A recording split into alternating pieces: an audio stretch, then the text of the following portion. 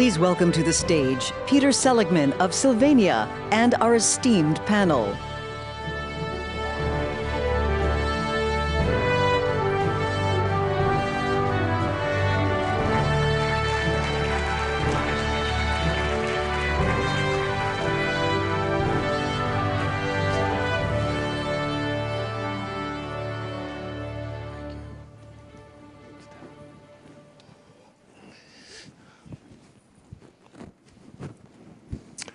Well, welcome. It's good to be with the three of you, all distinguished in your lives and your careers and what you've achieved. You know, societies today all across this planet are faced with enormous stress, much of it geopolitical, and of course some of that ties directly into the threat caused by deteriorating environmental conditions that forces migration, interferes with food production, creates enormous challenges for families, for businesses, for governments, for all societies. And yet, despite the fact that we have had 30 annual discussions around addressing climate change, as someone who has participated in many of those, I've heard much of conversation and actually not that much effective delivery. In fact, extinctions are higher, production of food more difficult, intensification of storms more difficult. And so my question to all of you as we get started is what are those obstacles? Why are we not making the progress? And what would you suggest we do to remedy that? And President Duque, you've led a country. You're a very important member of the board of directors of Conservation International. You've devoted your life to finding answers and solutions, not only nationally, but really globally. What would you do? You know, if you had the authority, the positioning to be able to change, whether it's the effectiveness of business in this or the effectiveness of governmental policy, what are the actions that you would recommend and you would embrace? And let's just start off with that, and then we can go from there. Well, thank you so much, Peter. It's also a pleasure for me to be in this panel with you, with Prime Minister Philip. We worked together and we were both in office with Kathleen, and especially being in Concordia in this 15th anniversary. So I would say there has to be a combination of elements, starting with countries to embrace the sound regulation this requires. And I had an experience when I was in office. We were able to pass unanimously in Congress the Climate Action Bill. So we defined what actions should every sector embrace in order for us to meet the national determined contributions. I think that's important. The second thing is to have taxonomies that as countries we're able to showcase every single policy intervention that would allow the markets to see the investments, not only with eagerness, but with transparency. And third, and this is what I see the biggest opportunity, is we need to create market-driven, nature-based solutions that are able to mobilize in a massive scale the capital this requires. And I'll give you an example. Africa has to invest $2.8 trillion in the next decade in order to meet the NDCs, and Latin America is a little bit higher than that. Resources from a fiscal perspective are not available. We don't have the fiscal space, we don't have the indebtedness capacity. Philanthropy can provide some resources, but it's going to be always falling short on that particular need. And the same thing happens with bilateral donors. So we need to create a mechanism in which the global north, through the offsets that they can purchase through the carbon credit markets, are able to connect that liquidity with the projects that are available in the global south. And that will help to mobilize resources for the Amazon, that will help us create more coral nurseries in the Caribbean, that can help us to do more plantation of mangroves, that can help us be more intelligent in the way that we deploy capital for that purpose. And I'll finish by saying that the great bet for COP30 is going to be the Tropical Forest Forever Facility. And it has to be able to really move beyond pledges, have the right capital, and be able to create that kind of instrument. This is a practical way in which we can serve the need that countries like ours have, but with the right policies and being able to connect the markets and capital with the transparency this requires. Thank you. So let's just follow up on that, Prime Minister Davis. You have been leading a very significant, important small island nation. And the small island nations are really the canaries in the coal mine. The water level's rising, the storm intensification. So it's a real and present danger. And yet there's been conversation about financing coming from public sources for 30 years. My first question is, how much of that are you actually seeing? And the next is since I'm kind of anticipating that it hasn't flown, that you haven't gotten it, what's the option? And what are your ideas? Thank you very much for bringing us back together. It's good to see you. Let me just say that I concur with all remarks made earlier by my friend. The elephant in the room, before I get to a specific question, truly is political change. The enemy to progress and the canceling and the postponing of progress made in the climate change era has been political change. And it's not just political change in the United States, political change in many countries. The change of political ideology, idiosyncrasies of leaders have been the enemy to progress because they all come in with certain views and idiosyncrasies about climate change, and the attempt is always to reverse what others have done. A mechanism, that's one of the obstacles that you spoke about earlier. So a mechanism have to be devised by the global community to prevent rollbacks because of change in countries, political change, and that has been one of my pet peeves for a number of years.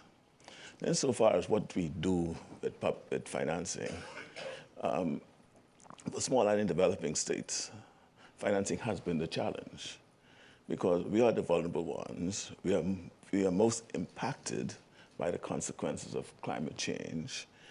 We find ourselves in a cycle of debt because we have to borrow. Every time there's a disaster, we have to borrow. We don't have the donors.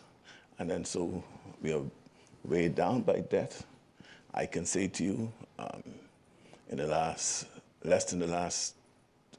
10 years, or last 10 years, my country has had 4 hurricanes, category 4 and 5 hurricanes, costing my country billions of dollars. More than 40% of my national debt I could link directly to recovery efforts following a disaster of hurricanes. But how do we recover? We have to borrow. And we just don't borrow for recovery now. That recovery, that is exacerbated by the fact that our risk, the risk factor, causes us to pay now for future events because of our risk factor. It shows up in the interest rates for borrowing. It shows up in insurance premiums for coverage. And that's part of the challenge. So I think it was in about 2015, it was decided that $100 billion was required to assist.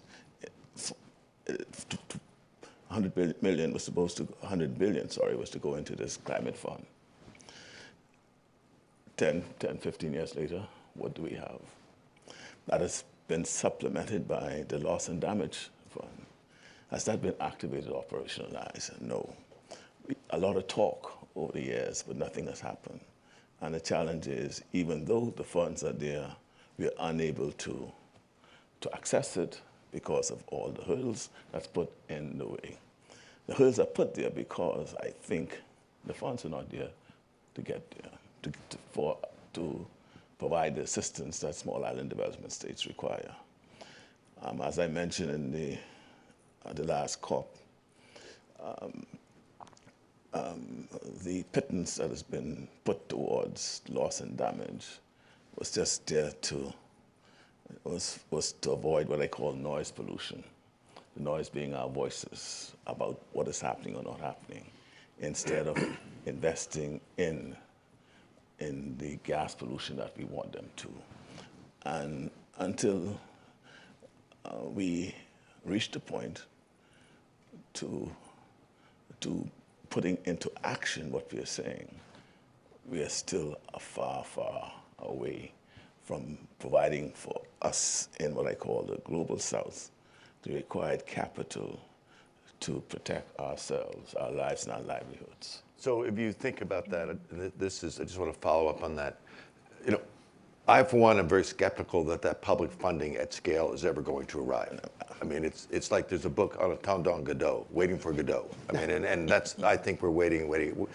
And the reason is so many countries have their own challenges and issues, and everybody's running in debt in any case. So when you talk about market solutions, one of the things that's happened in the Bahamas, there's been this acknowledgement that there's a massive amount of seagrass. Yes.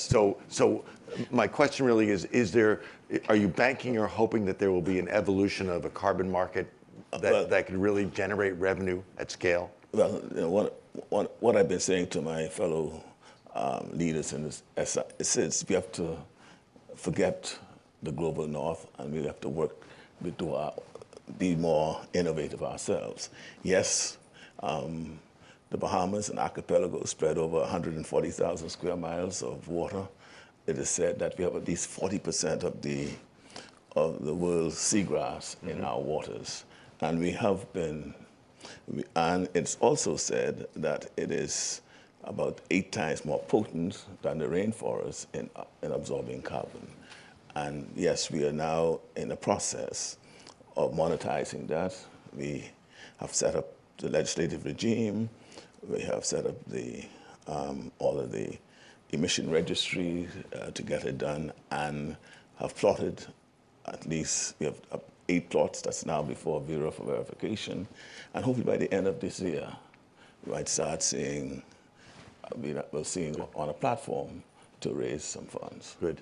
Now what I say is that it is said that if it's 40% of the world's seagrass, and there's some study that suggests that the worth of the carbon credit for the seagrass worldwide is about 800 billion.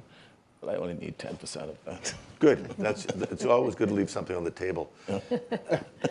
Kathleen,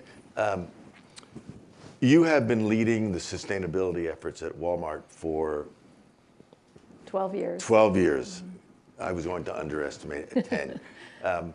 And in the time that you have done that, you, I believe, have found that it has really been in the enlightened self-interest of Walmart to focus in on encouraging your supply chain to do things in a different way. How has that affected your business? And can you just give us some examples of that? Yeah. So thank you very much, Peter, for having me here, and thank you for your remarks. Maybe I can provide some examples from the different part of the ecosystem. So as a retailer, Walmart is a retailer. We sell food, apparel, general merchandise for the home, things for day-to-day living in different countries around the world. And as a retailer of products that have ingredients that go back to nature, it's in our interest to make sure that there's surety of that supply. So just on that level alone. But obviously, as citizens of the planet, our customers, our associates, we're in communities, we've got a shared interest in solving the big challenges of our time, and certainly around climate and nature and economic prosperity. And so what we're trying to work on is through our sourcing and through our philanthropy, can we make a difference to being able to still provide food for the world and livelihoods for producers, whether those are farmers or fishermen or what have you, local communities, but in the context of the planetary boundaries. And that entails a pretty big shift in a few areas for a retailer like us. So one would be sourcing commodities in a way that has more sustainable production at source, where we're working with nature. So for example, rice from Arkansas. So we're working with farmers to use less water, less chemical inputs, have better yields. You end up with lower emissions. So different irrigation practices, different growing practices, you get lower emissions. You get less nutrient runoff and more conservation of the wetlands in the surrounding areas. You get better yields for the farmer and more income for the farmer. And that rice is our great value opening price point, very affordable rice. So we aren't asking the customer to pay more for something sustainable. We've rewired the way the production works to make that true. Or Pacific Island tuna, you're talking about small island nations. So the Republic of the Marshall Islands decided that they needed to participate in a different way in the fishery economy and have their own fishery. So have been creating the capacity to do that with vessels and processing and so on. And we came in with our purchase order as an off-taker with longer term assurance and contracted price for the output of that fishery, which again goes into our great value tuna. And that fishery can have higher environmental standards around bycatch, overfishing, all those things, dockside unloading, better human rights standards for the people on the vessels. And a portion of the proceeds are earmarked to be reinvested in coastal restoration. So again, you've got economic outcomes, social, environmental working together in a different approach, market economy for sourcing. And then if we kind of continue on the spectrum toward pure conservation, we've been trying to participate in a couple of different ways, mostly through our philanthropy, to kickstart the kind of scale things you guys are talking about. So, as you said, philanthropy is not going to solve the problem of the capital you need. But what we can do is put in some seed funding to kickstart some things that then can create value for reinvestment in nature-based solutions. So one example would be in Ghana, where through the LEAF Coalition and our participation there, it's a project similar to what you were talking about with the seagrass possibility there in the Bahamas. So for them, it's the high integrity carbon credits that can come from reforestation and conservation of the forest, with the proceeds of those credits to be reinvested to do things like build out more cocoa growing in degraded lands, local social economic benefits, and then that can then allow them to expand what they're doing and really have market forces kick in. Or ARPA in Brazil. So that's an investment that we're participating in. It's 66 million acres of conservation and another 7 million of restoration. And that can also, through investments in solar, in energy and so on, provide livelihoods for local people in a way that creates an economic engine that doesn't require deforestation for people to have their livelihoods. So there are things like that happening through business, and I think in concert with the larger scale initiatives that you're talking about, that's the sort of rewiring of economic systems that we need for conservation. Did you want to add something to that, President Duque? I believe that connection of having sustainable aggregated value chains are going to be very important to protect tropical forests, and it's going to be very important to protect the Amazon.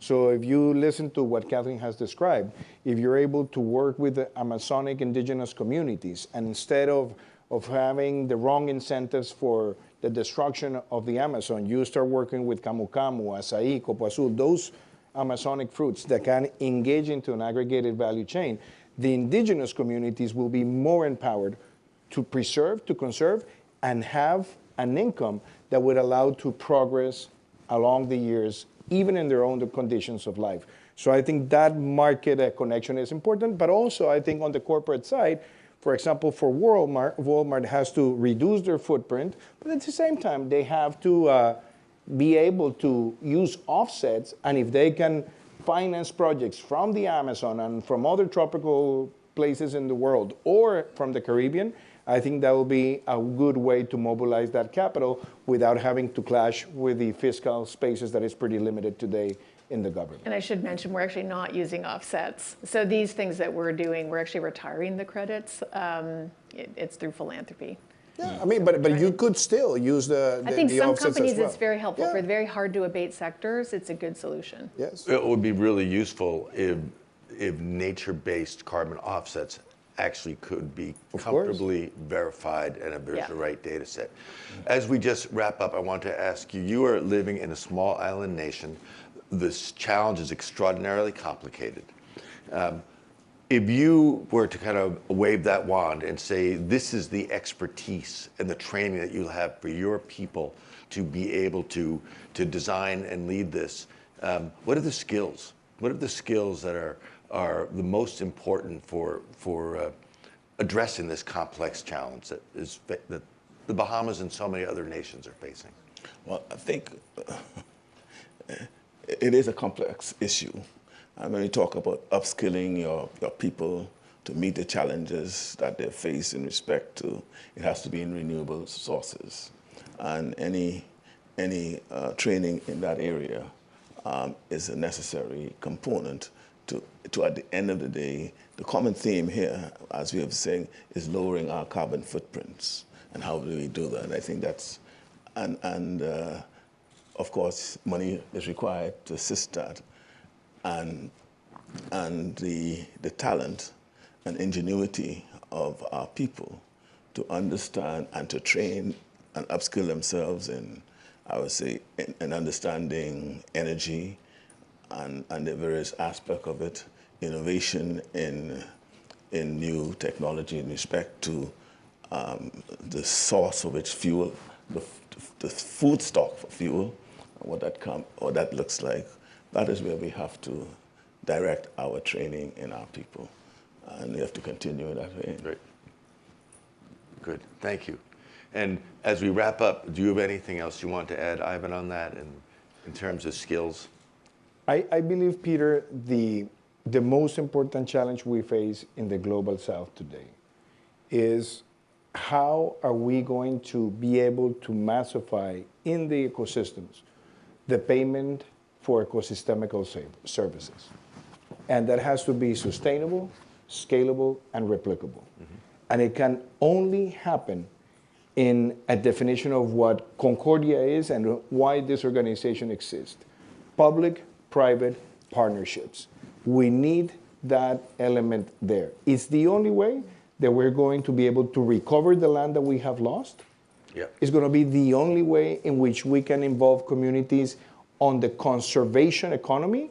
And I think it'll also be able to give the world the urgency to look at biodiverse paradises that we have in the world to have a global biodiversity product so that we know what's the value of those natural assets, and we are able, through the TFFF, to mobilize that capital in the years to come. Great. Thank you. Thank you. My feeling, as we do close this up, is that if we do not establish nature as an investable asset class, where private capital can flow and people can profit, we don't actually stand a chance of generating the financing that's required.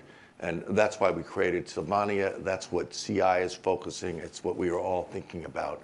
How do we do that? And that's where the brain power that's in this room has to engage.